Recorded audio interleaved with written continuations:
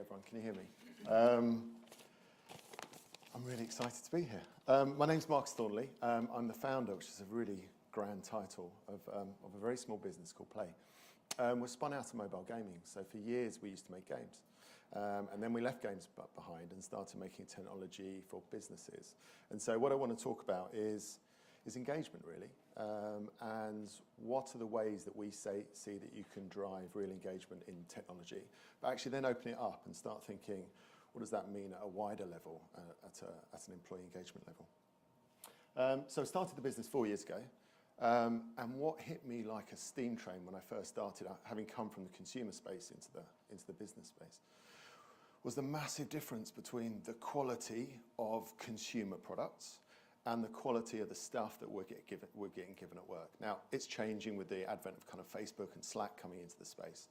But it's still kind of schizophrenic. And it's schizophrenic for me, it must be schizophrenic for everyone. So between the hours of whenever work finishes, 6 o'clock at night and 9 o'clock in the morning, we've got these smartphones in our pocket and we're playing around with the most amazing technology that's ever been built. And in the most part, we only use it because it's joyful. It makes us feel as though we're the center of the universe, that this thing has been designed for us. And as a result, it drives incredible engagement. So much so that now the OS manufacturers are having to put apps on your phone that allow you to measure how much time you're spending in Facebook and the rest, because everyone's worried about them being too engaging. And then you go to work, so then the day starts at 9 o'clock, and the stuff we're given at work is archaic. I think it's always been archaic, but that juxtaposition is so great now that it just seems incredibly kind of based in the past, and it rarely feels joyful. It feels joyless. It doesn't really feel as though it's built for you as the user. It kind of feels as though it's built for them probably being the people who commissioned it or the people who paid for it. And as a result, we have really low engagement. And I thought that's really interesting. Like, why is that? Because that's only going to get worse unless things can change quite dramatically. I think this is just a weird thing that we treat consumers completely different than we treat employees, which makes no sense because we're one and the same people. It just depends whether it's a weekend or a time of day. And so a consumer product will put the users first. We'll try and find the fun and the joy. They do very good, they're very successful at making the things that you have to do, the things that you want to do. If you think about LinkedIn, a lot of it is really boring kind of data collection. And somehow it makes you feel as though you want to put in and expand your profile. And there's a laser focused on the player as opposed to the payer. And you can reverse all of those for a kind of the stuff that we get given at work. And you wouldn't really feel that it's ever put the user first, or there's a focus on the player rather than payer. So we have this consumer tech and a mindset that builds that tech that can then drive incredible engagement and motivation.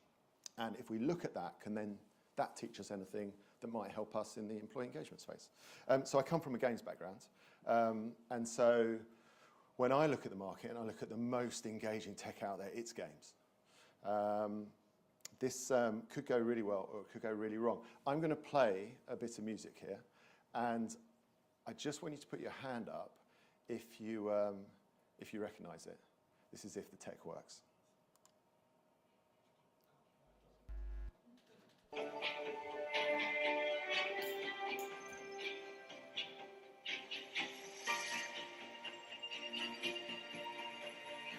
didn't know how many people I were going to get. So that's the theme tune for a game called Fortnite. I wasn't sure if I was going to have loads of parents in the room who started pulling their hair out. Fortnite is insanely engaging, so much so that teachers and parents are complaining about it because they're not doing homework.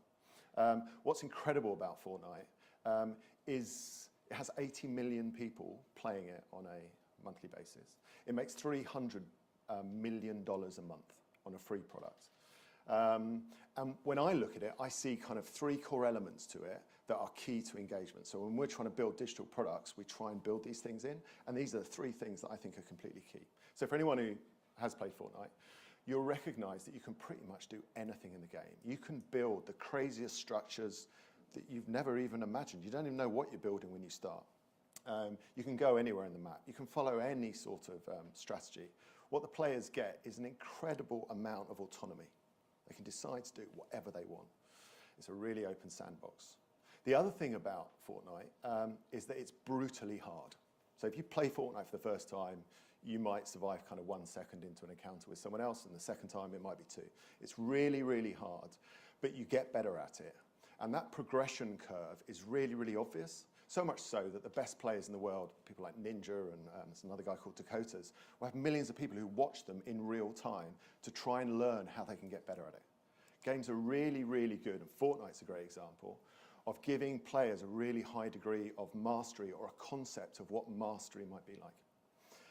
And the third thing that makes Fortnite really interesting is that it's not a kind of antisocial person-to-computer experience. That you don't play against a computer, you play against real people. You play against 100 people. And you rarely play on your own, although you can. You play in squads. So you might play in a squad with you and a friend, or you and 3 other friends, or with 25 other people, or 50 people. It's all completely connected. It's one of the new games that kind of does that. And what it does is it gives players a wider sense of purpose. Something that isn't just about them, they're collaborating and they're working with others towards common goals.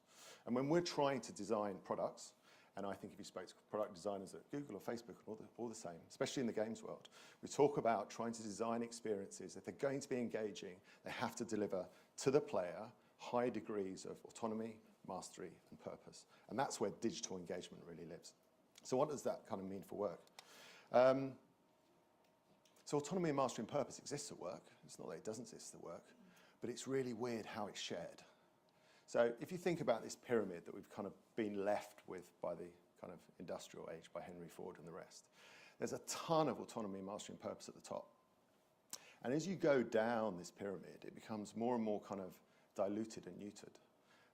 And only some companies will really give high degrees of autonomy, mastery, and purpose to the people who are at the bottom of this pyramid, which is really weird because from my view of the world, these people are the most important people. They're the people who are closest to the customer. They're the ones who are really driving the business. And from our point of view, if you really wanted to drive engagement within a business, you would really concentrate on providing autonomy, mastery, and purpose to as many people at the bottom of this pyramid, or ideally from the bottom of this pyramid up. So just take it a bit further. If we were to view employees not like resources or not like employees, but to view them like players, like how would that look? How does work and play kind of map together? It's coming up a bit small, but what I've done on the far side is kind of look at various kind of building blocks that you find in games and you find in work, and just juxtapose how these two different environments treat them. If you think about feedback, for example, there's feedback at work, there's feedback in a game. In a game, you do something and you get feedback quite often within a second. At work, you do something and you get feedback maybe a year later, or if you're really lucky, maybe 3 months later. If I pick another one, if you think about failure, failure is absolutely intrinsic to a game. If you could never fail, if you could never die, you wouldn't play a game and you wouldn't learn. You only learn really by failing and then improving, whereas failure in a business can be kind of career defining or career destroying. Another one might be speed and risk. In a game, it has really high notions of speed and risk, and business relatively not. So they map onto each other. I started talking about tech and had my lean in from tech. I kind of think tech's just the canary in the coal mine. So the tech that we give employees at work really betrays maybe a deeper truth, is that we don't really think about them, and I'm even going to use the word respect, in terms of the technology we give them in the same way that we would for players. And if we were to treat employees more like players demand to be treated, we'd make them the center of the universe. And we'd somehow find a way to invert that pyramid and somehow find a way to give them really high degrees of autonomy, mastery, and purpose. Because from our perspective, that's the only way you're going to drive real engagement. It's quite interesting. I started this business and I thought we're a tech startup, and it's really cool to be a tech startup. I then realized about 3 months in that it had nothing to do with technology. It was only culture. Like, technology is meaningless. It's really, really powerful. And if you come to our business, it's full of, hipsters with great beards. But it's just about culture, because technology is only ever used by humans, and it's only really meaningful insofar as it affects humans. And the more I've been doing this job, the more I've realized it's not a conversation to have, or the only conversation is to have with IT. The conversation is to have with people who look after people, with HR departments. Because deep down it comes down to culture, and it comes down to finding technology. I'm not saying that we should smash up these pyramids and there should be kind of riots and purges in the streets, but trying to find technology that redresses the kind of structural imbalance we've got. Because I know in my business, the only way I'm going to drive any sort of engagement is through autonomy, mastery, and purpose. And the final point, and I don't know so much about your world, it's really weird that human resources are called resources. And as I was bringing this slide deck together, I was talking about employees and players. And then I started thinking about that word. And I think that's a key change, and I think that's a step to make. I don't know what it should be, but it's all about humans, and it's not about looking at them as being resources. Thank you.